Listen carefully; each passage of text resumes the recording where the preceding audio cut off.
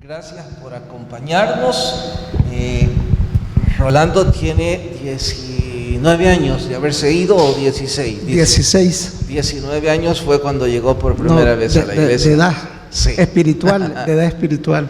Cuando recibió al Señor. Sí. O sea, hace 19 años. Sí. ¿Recuerda la fecha exacta? No. ¿Pero qué año? En el 98. 98. Al 18 van a ser 20 años. Sí. Bueno, hermano, vamos a tener que hablar un poco de su pasado, y yo sé que aquí hay cosas tristes, difíciles, y decirles a todos los que antes no han escuchado un testimonio que no hablamos sobre nuestro pasado porque nos envanecemos o porque nos guste recordarlo, sino porque creemos que Dios puede usar nuestros errores del pasado para ayudar a algunos que quizás están sufriendo igual o algo parecido. En fin, ¿por qué llegó a la iglesia? Usted cuéntenos.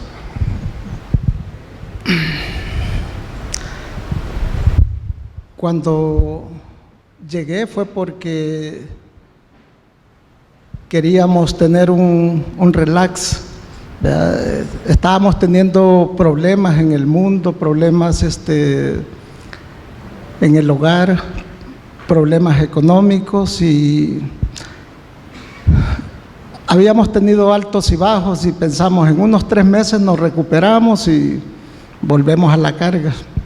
Bueno, usted fue el dueño del Bar Mónaco, y yo quiero hablar de eso porque algunos se criaron en Ciudad Delgado. De hecho, déjeme ver cuántos conocen o vivieron o viven en Ciudad Delgado. A ver, levanten sus manos. Bueno, hay más que anoche. Ustedes entonces, los que son de la edad de él, porque me lleva como 20 años desde luego, entonces los que son de la edad de él deben recordar que el Bar Mónaco era el más grande en Ciudad Delgado, y usted era el propietario del bar.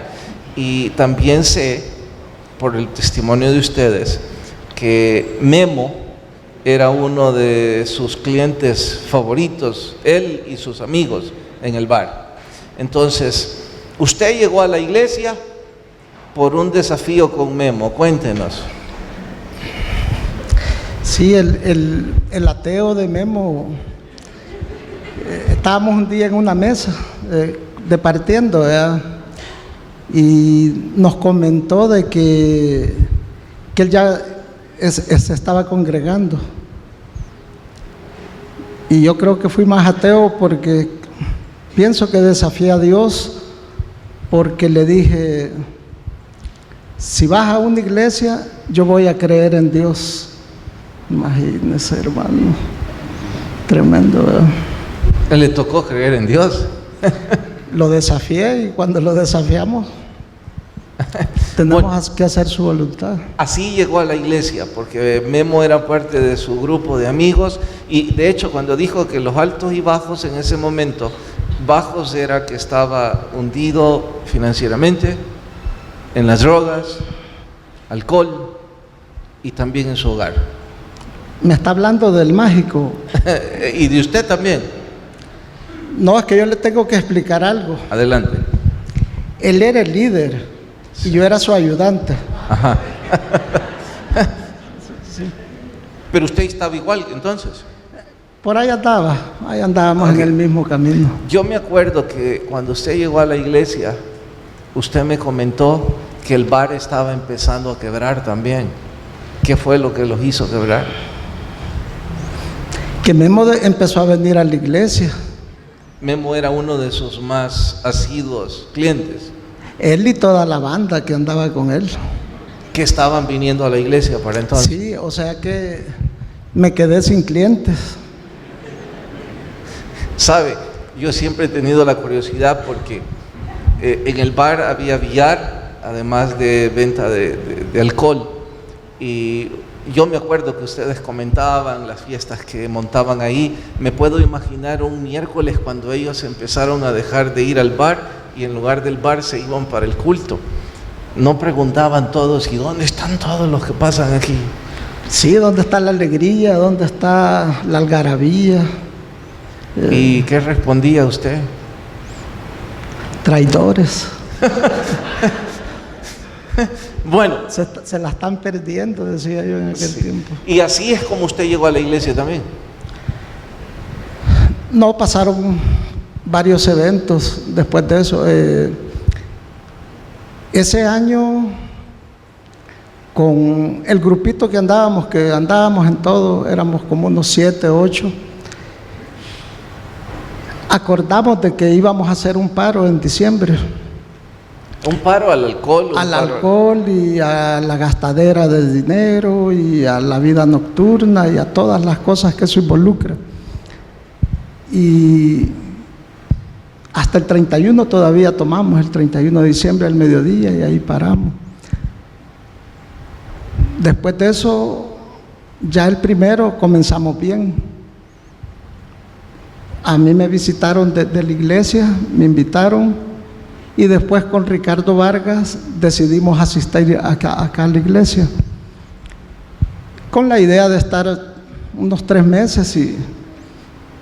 O sea, el plan era rehabilitarse 3 meses, descansar de la intoxicación física y emocional que tenían, y después de esos 3 meses, ¿cuál era el plan? El de nosotros. Sí. Pues sí, volver ahí a donde... Entonces la iglesia era algo así como el lugar de rehabilitarse durante 3 meses. Exactamente. Que de hecho, ayer que platicábamos, deben ustedes saber que esta parte que ahorita hermano Rolando va a contar, yo la supe hasta anoche. Yo no sabía que ellos habían planeado nada más 3 meses. Entonces, cuando cumplieron esos 3 meses en la iglesia, en total sobriedad, cuente qué pasó. Cuando cumplimos los 3 meses, como le decía al inicio, altos y bajos, decidimos volver a la vida anterior. Ese era nuestro plan. Y se lo comentamos a usted prácticamente para despedirnos. Y recuerdo que le comentamos de que ya teníamos 3 meses y que íbamos a ir a celebrar. Y usted nos dijo, no, si se va a celebrar, celebrémoslo en grande. ¿Cómo así? Vamos a ir al ranchito, nosotros nos encargamos de todo, de la bebida, de la comida, y traigan invitados. Y empezamos nosotros a invitar qué buena onda el pastor, dijimos, ¿verdad? Porque hasta las bebidas. Él sí es amoroso, dijimos nosotros, ¿verdad? Le brota el amor.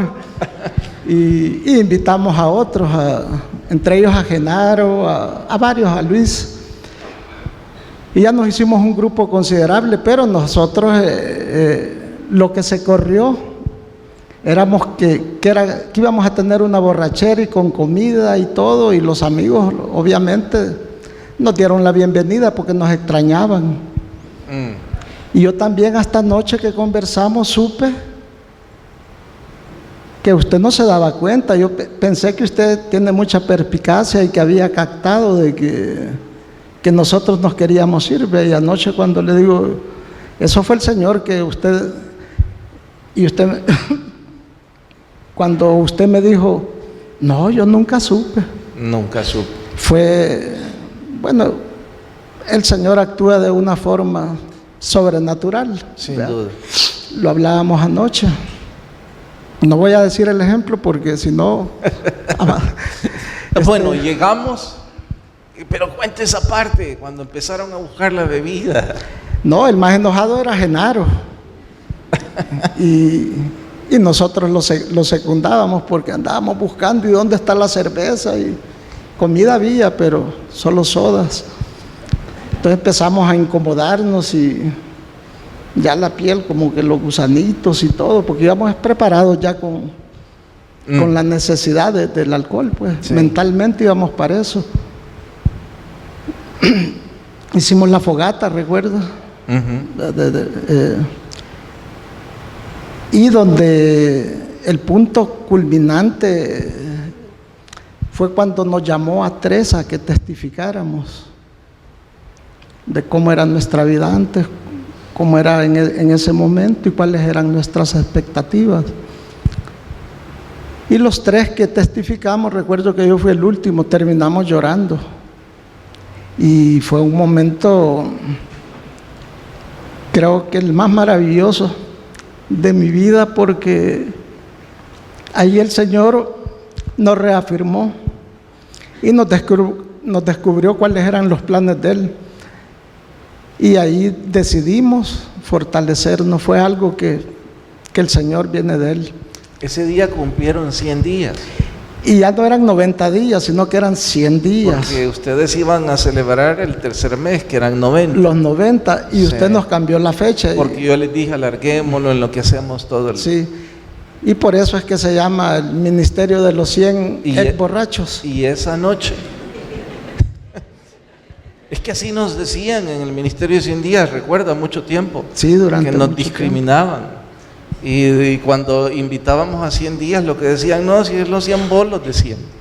No, y el gancho para llevarlos a los testimonios. Sí. Te invitamos, va a haber una pachanga. Y cuando decían pachanga, de las de antes decían. Pero sí, ya estaba la red preparada. ¿Cuántos, usted tiene idea cuántos se convirtieron esa noche? No recuerdo, en el ranchito. ¿Sí? No exactamente, pero... ¿Cuántos? 7. Usted andaba ahí. Andaba ahí. Andaba mi esposa. Bueno. ¿Perdón? Esa noche, de veras. Wow. ¿Usted se acuerda de eso? No. Que se habían bautizado.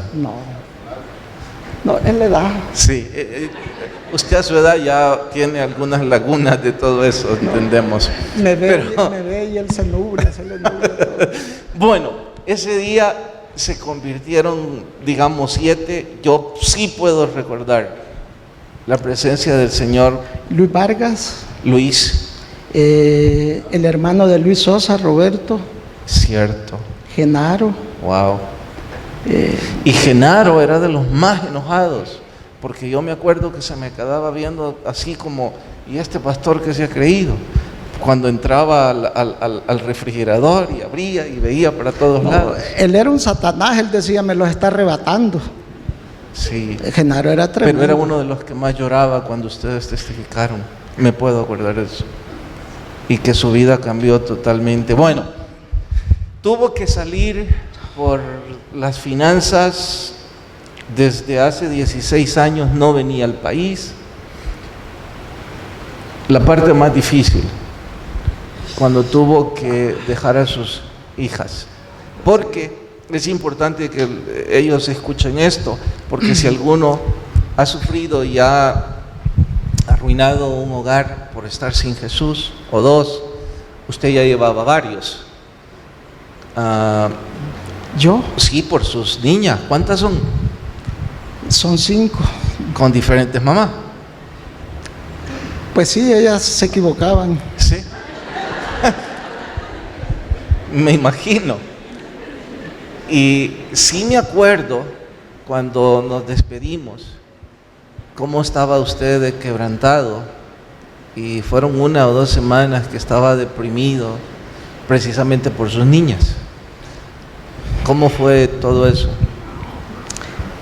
Recuerdo la última noche, las veía yo en sus camitas y yo le decía, Señor, haz algo, vea que el demonio soy yo, ellas son unos angelitos. Pero él ya tenía sus propósitos y estaba de moda una canción mundana, vea, puro dolor, no hombre, más lloraba yo en la noche. Y si quieren ver sufrir a un ser humano, sepárenlo de lo que más ama. Y a mí me tocó separarme de todo lo que yo más amaba. Al llegar allá, ¿usted buscó del Señor? Fue lo primero que hice. ¿Buscó una iglesia? Llegando inmediatamente. Sabe que yo ayer me quedé pensando, porque cuando uno empieza a conocer del Señor, usted solo estuvo 3 años con nosotros estudiando la palabra. Y cuando digo 3 años es porque pienso eso es poco. Pero usted llevaba la certidumbre y la convicción de que eso es lo primero que tenía que hacer en apenas 3 años. Sí, sí, eso sí, yo... Espérenme que están viendo esto. No vean, la mía han arreglado el estómago, no es que yo estaba así en ese entonces. Rolando es el segundo en los que están de pie, de izquierda a derecha. Y todos esos cachetes son míos, hermano. Sí que tenía sobrepeso ahí, ¿verdad? Sí. Bueno, estos son casi, no estos no son los fundadores. Ya esto era como la segunda o tercera tanda, ¿verdad? Ya habían pasado unos 4 meses, yo creo, de lo que empezó el ministerio. Bueno, mira qué simpático era Mendelssohn. Tiene su gracia, ¿eh? ¿Qué pasó al llegar a esa iglesia? Al poco tiempo hubo un viaje misionero a Savannah. Es un puerto donde llegó la gente de color cuando llegaron como esclavos, y íbamos a apoyar a un pastor hispano que estaba iniciando una iglesia, y viajamos como unos 60 hermanos a apoyarlo. Fue una experiencia preciosa, porque fue una semana, nos levantábamos con un devocional, nos acostábamos con un devocional, tocando puertas. Ya habíamos tenido alguna experiencia acá, pero no de esa magnitud. Y el día eran 3 iglesias que el hermano iba a asistir. El día de que ya iba a tener a toda la gente que habíamos conquistado para el Señor, porque ganamos almas como no tiene idea, las 3 iglesias llenas, y solo estaba el hermano, mi pastor allá en Dalton en Atlanta, es la ciudad donde yo vivo, y el pastor de repente me dice: ¿tú predicas?, me dijo. ¿Y de dónde?, dije yo. Pero aquí con usted, bueno, yo tuve varios maestros, Mendelssohn entre ellos, el hermano Mendelssohn, pero usted me discipuló también personalmente, y usted me dijo: nunca diga no a las cosas del Señor, y en la medida que usted va aceptando los retos, el Señor le va a ir dando cada vez más y más responsabilidades. Y eso se me quedó grabado, ¿verdad? Yo tenía deseos de decirle: mire, yo he dado testimonio, pero cuando me dijo: ¿y usted predica? Sí, le dije yo. Y fui y prediqué en esa ocasión, y fue una tremenda bendición para mi vida, y el Señor me fue reafirmando.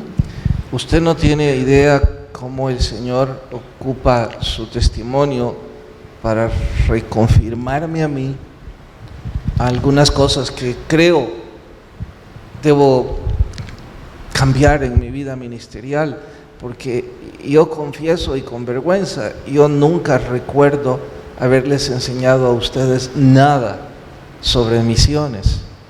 Sin embargo, el Espíritu Santo los llevó a usted y a Luis como 2 misioneros a otro país, y los está usando como misioneros, porque de hecho debo contarle a la congregación que ahora hermano Rolando es pastor allá, y también Luis, para la honra y gloria de nuestro es también Señor, pastor, y los 2 están como misioneros porque ese no es su país. Y nos contaba ayer de que hay muchas iglesias, edificios construidos. Está sucediendo algo inaudito, porque están los edificios y construcciones preciosas, pero las iglesias están vacías. Y necesitan pastores. Se necesitan pastores.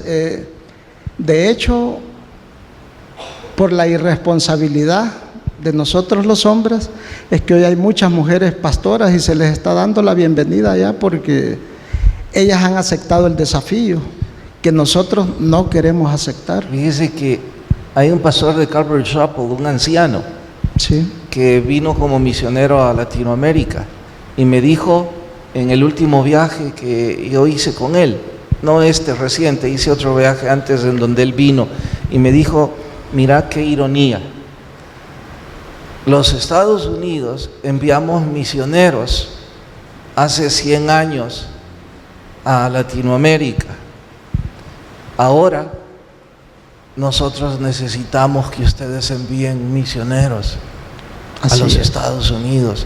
No hay pastores, Carlos, me dijo. No quieren aceptar el llamado. Y ahora que usted me testificaba eso, yo me sentía agradecido con el Señor al verle a usted y a Luis. Cuando decimos Luis, Luis es de los que vino a Cristo a través de la generación de 100 días, pero como 3 o 4 meses después. sí, Y Luis, su trabajo era con el deporte, con el fútbol. Entonces, ellos empezaron el ministerio de fútbol y ahora ambos están haciendo el trabajo allá. Pero quiero retomar la familia para glorificar aún más a nuestro Señor, porque hablar de que Dios le sacó de las drogas, que Dios le sacó del alcoholismo, que reestructuró sus finanzas significativamente, y yo sé que de eso no querrá hablar, porque sería como a ser jactancioso, y en buena hora no hablemos de eso, pero la parte en donde Dios restauró su familia incluso. Ahora, cuénteme, ¿qué pasó con sus hijas? yo creo que es la parte más sensible de esta conversación, porque hubieron 2 terremotos y una de mis pequeñas quedó de 4 años, y en el segundo terremoto ella no podía balbucear palabra.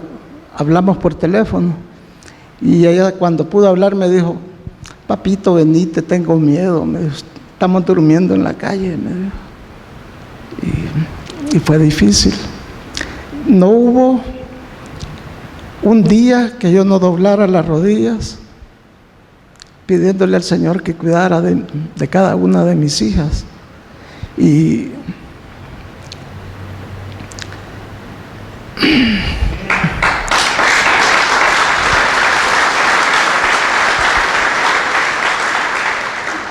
uno tiene temores.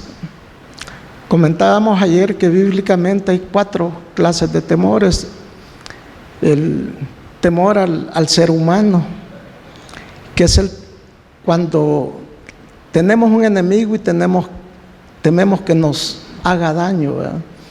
O el temor a que socialmente, por las cosas que se está atravesando, le hagan daño también a uno. El temor a las circunstancias: no tengo empleo, ¿cómo voy a hacer para pagar mis deudas? El combustible está caro. Esas son las circunstancias. Y el temor a Satanás: ahí está oscuro, yo no entro, esa casa está embrujada, menos, yo no paso por el cementerio. Y de los 4 temores solo hay uno que es positivo, que es el temor a Jehová, porque no es tenerle miedo. Tenerle miedo a Dios nos aleja de Él, pero tenerle amor, tenerle respeto, eso nos acerca a Él. Y mi temor era al ser humano principalmente, de que le fuera a pasar algo a mis hijas, y decía: Señor, a veces la vida nos pone entre la espada y la pared, y no nos queda más opción que acudir a Dios. En la distancia y en circunstancias adversas es lo único. Y pasaron 10 años que estuvimos separados, hasta que el Señor me la llevó, y me la llevó legalmente a las 4. Y cuando llegan, yo solo esperaba que se quedara una, que ya andaba noviando por acá, ¿verdad? Había salido al hermano Mijango, bien novia. Entonces, con ella habíamos hablado y no quería. Y cuando llegan las 4, la mayor ya estaba a la mitad de una carrera aquí en la Don Bosco. Y me dice: papi, yo me quiero quedar. ¿En serio? Sí, me dijo. Habla con tu mami. La mamá de ella tiene 2 carreras profesionales y 2 maestrías. Ella aquí vivía mejor que allá, que yo allá, pues. Pero ella decide quedarse, ¿verdad? Luego la segunda, lo mismo, la tercera, y la chiquita de 14 años: papi, yo me quiero quedar contigo también. Y yo: ¿y cómo hago, Señor? Yo te pedí una y me estás dando a las 4, ¿verdad? Y para mí era algo difícil porque, pues sí, las mamás no tenían buen concepto de mí, ¿verdad? Y cómo iban a dejar a sus hijas con un irresponsable. Y más difícil aún porque se iban a aumentar mi gasto, ¿verdad? Y yo tenía una casa que la había pagado 7 años y pagaba $1,100 y le había hecho una recámara adicional. La cosa es que había invertido como $100,000. Y si ellas se quedaban, yo ya no iba a poder seguir pagando la casa. Y no había nada que decidir, pues porque el ser humano es más importante que las cosas materiales, de acuerdo a los principios morales que nos da Dios. Y hablaron con su mamá y se quedaron. Y perdimos la casa. Pero ganó las 4 niñas. Sí. ¿Usted las terminó de criar? ¿Perdón? ¿Usted terminó criándolas? Sí, el Señor me permitió. Yo estaba casado cuando ellas llegan. Vea, mi ex esposa fue la que firmó para los papeles. Sí, y me arregló también a mí mi situación migratoria. Pero ella tenía 30 años de vivir allá y sabía que algo se iba a perder, pues al quedarse mis hijas, y a los 3 meses me pone el divorcio. ¿Verdad? Porque sus niñas se quedaban. Es lo que yo entiendo, pero yo vivo agradecido con ella porque Dios la utilizó para que nosotros legalizáramos nuestra situación. Y otra cosa que no fue agradable fue que yo tomé la decisión de que mis hijas llegaran a estudiar, no a trabajar, porque allá de los 14, 15 años ellas ya pueden trabajar y estudiar, ¿verdad? Pero no llevaban, no sabían inglés, y ponerlas a trabajar les iba a gustar el dinero, y pues el amor de Jesucristo es un amor sacrificial y nosotros debemos tener el amor de Él. Y pues en los padres tenemos ese amor, ¿verdad? De que deseamos lo mejor para los hijos. Mi hija, la que estaba aquí a la mitad de su carrera, tuvo que hacer 2 años porque ella ya no pudo estudiar la high school porque ya la tenía de acá y llevaba documentos, y no podía entrar al college porque no sabía inglés. Entonces tuvo que estudiar 2 años, pero gracias al Señor ya en diciembre ella se gradúa. Así es que el Señor, sabemos que es bueno, y ahora hay que glorificarlo más. Le devolvió absolutamente todo, quintuplicado. Y el Señor me ha devuelto mucho más, vea, porque yo pienso que depende de la actitud que tengamos, vea, porque a mí hay personas que me saludan y me preguntan: ¿cómo estás? Y yo entiendo que me están diciendo: ¿cuánto dinero has hecho? Y yo le respondo con honestidad: si te referís a posesiones materiales, no soy lo que se pueda llamar un hombre rico. Pero si me preguntás cómo me siento feliz, les digo. El Señor me ha bendecido en gran manera, ha sobreabundado en todo en mi vida.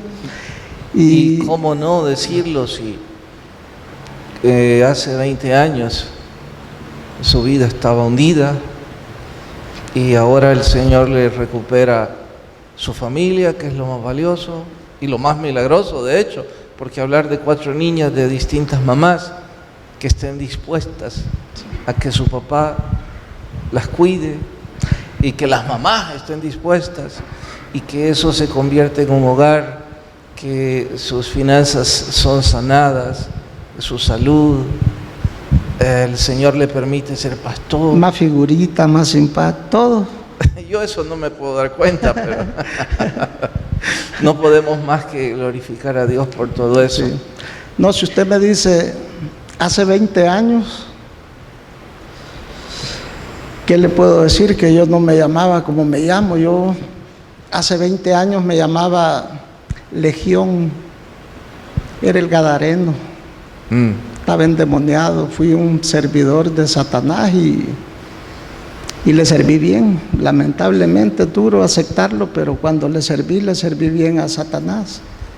Cuenta la historia bíblica que este hombre, las cadenas no lo podían contener y que andaba dando gritos, y después, ya en presencia de nuestro Señor Jesucristo, está completamente cuerdo, libre de los demonios. Amén. Y se convierte en el primer misionero, porque él se quiere ir con nuestro Señor Jesucristo, y nuestro Señor le dice: ve y cuéntale a los tuyos de las cosas maravillosas que he hecho contigo. Y yo por eso estoy aquí, para contarles las cosas maravillosas que Dios ha hecho conmigo. Y hoy estoy cuerdo, Y gracias, porque está siendo de bendición también para mí. Yo nunca se lo dije y ahora es un buen momento frente a ellos. Es que no lo sabía, y cómo se lo iba a decir ese momento. Además de la relación espiritual, con un grupo de ellos hubo amistad. Pasábamos bastante rato juntos y el Señor nos permitió hacernos amigos. Y en una de esas, Él me dijo, porque el colegio de la iglesia estaba por empezar, entonces Él escuchó, no sé por qué o quién dijo, y mis hijos no iban a estudiar en el colegio de la iglesia, porque estaban estudiando en un colegio cristiano, del cual ellos estaban satisfechos y yo también. Entonces, hermano Rolando me dijo: hey, hermano, se va a ver mal, usted debe dar el ejemplo, me dijo. Sus niños deberían ser los primeros en matricularlos en el colegio. Y yo no les respondí nada, pero sí lo obedecí el consejo. Yo me quedé pensando esa noche: en realidad yo debo dar el ejemplo. Y hermano, gracias, porque son pocas las cosas de las que puedo decir he decidido bien, pero seguro esa fue una de ellas. Y no es que esté haciendo publicidad al colegio, pero como es enseñanza cristiana, los maestros están aquí, cuidaron de mis hijos, cada cosa me avisaban. Recuerdo que cuando Vane llegó a los 14 o 13, qué sé yo, e hizo una travesura, había uno de los hermanos que trabajaba aquí que le faltaba un ojo, pero en serio le faltaba un ojo. Nadie sabía excepto yo, porque tenía un ojo artificial. Entonces en su expediente se notaba, por supuesto mi hija sabía, en la mesa del pastor se saben esas cosas. Entonces él fue el que me habló: hey, pastor, la Vane, no sé qué, tonterías de niños. Entonces ya fui yo enojado: ¿qué estás haciendo? Y me dijo ella: ¿y quién te dijo? Fulano. Y me dijo ella: si ese ni ve, le falta un ojo, me dijo. Pero yo recuerdo eso con tanto cariño, porque aunque todavía les hace falta crecer a mis hijos, los mayores, pues ahora están sirviendo a Dios. Y nada es más importante que eso. Y pues no le dije antes gracias por darme el consejo. Espéreme, que no se me vaya. Se me va a ir la idea. El bar cerró, quebró. Sí, después cerró y quebró. Viniendo ustedes al Señor, se acabó. Se acaba, sí. ¿Cuántos demonios debieron estar enojados? Sí. Muchísimos, eran legiones, ¿verdad? Wow.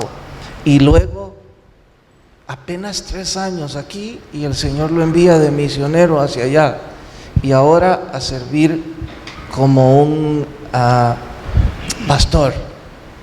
Así es. Lo interrumpí, ¿qué me iba a decir? Hay un libro que se llama Los pastores también lloran. De hecho, después de ese libro yo escribí un mensaje que lo prediqué. Pero en el libro una de las cosas que que dicen es que el pastor debe tener un amigo, alguien que le diga las cosas positivas y negativas, ¿verdad? Porque somos hombres. Y yo creo que en esa ocasión de los niños fue porque ya se andaba promoviendo que escribiéramos a los niños acá. Y yo lo que le dije es, si van a venir otros niños, ¿por qué no los suyos? Deben ser los primeros. A mí se me hizo bien obvio, pues, de que tenía que dar el ejemplo, ¿verdad? Pero fue algo de amor, porque la iglesia amamos a nuestro pastor. ¿Ustedes aman a su pastor? Amén o ay, ay, ay. ¿Ah? Amén, ¿verdad? Y yo quiero decirle que en este tiempo que hemos estado juntos, como que el tiempo se detuvo porque yo lo sigo amando como siempre. La amistad es como las estrellas, a veces no las vemos, pero allí están. Antes el léxico, el vocabulario lo utilizábamos para engañar, para embaucar, para cosas negativas, pero ya en el Señor todo cambia. Cuando llego a Atlanta, me dio por escribir y comencé a escribir poemas y escribí un poema para los pastores, pero en ese tiempo, aunque yo tenía un pastor allá, era con usted, y las primeras estrofas, le digo con honestidad, fueron para usted. Después tuve maestros diferentes y el poema es un poco largo y escribí para varios, principalmente para nuestro Señor, que es el pastor de pastores, pero nunca me imaginé que estaba escribiendo también para mí. Dios siempre nos sorprende y lo va a seguir haciendo. Pero dentro de las estrofas hay una que se escribió para usted y se la quiero decir. Solo la voy a hablar, no la voy a declamar para que no terminemos abrazados llorando. Mendelssohn fue, hermano. A ver. Dice así: en un campo de amor infinito entregaste a Jehová el corazón, y en él con estrellas de pasión Jesús llevas escrito. Con Gracias. Amor para usted, hermano. Gracias.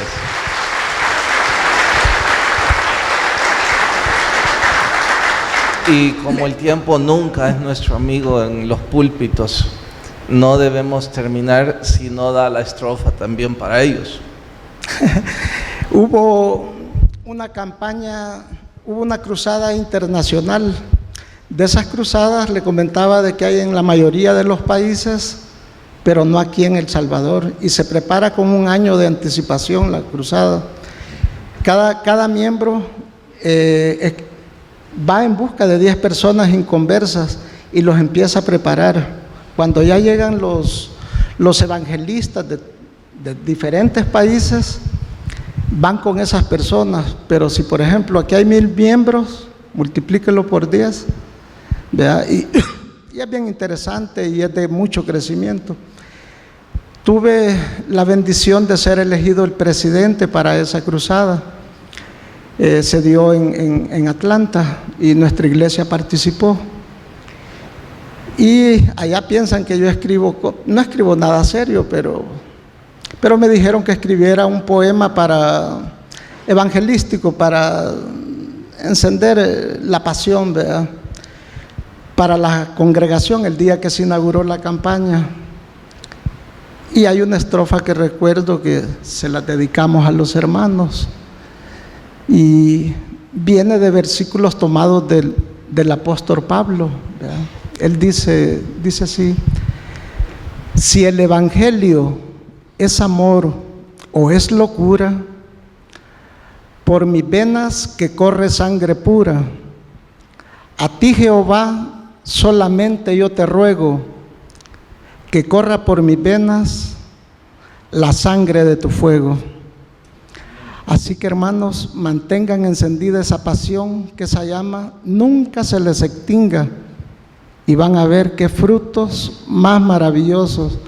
Ustedes se van a convertir en un reflejo del amor de Dios y van a ser un sol que va a iluminar a esas almas que están viviendo en la oscuridad. Hermano, muchísimas gracias por su tiempo, por edificarnos y por abrir las puertas para lo que tengo que decir ahora, porque precisamente con su testimonio ahora como misionero, Luis, con el poema que está animando a la iglesia a mantener el fuego en hablarles a los que no conocen de Jesús. Gracias, Dios le bendiga. Y por favor, si oramos por el hermano Rolando, les quiero rogar si se ponen de pie todos. Debemos orar por él, que ahora en su viaje de regreso y le van a dar una iglesia, entiendo, o es un ministerio, una iglesia. Vamos a comenzar. En cuanto regrese, y pues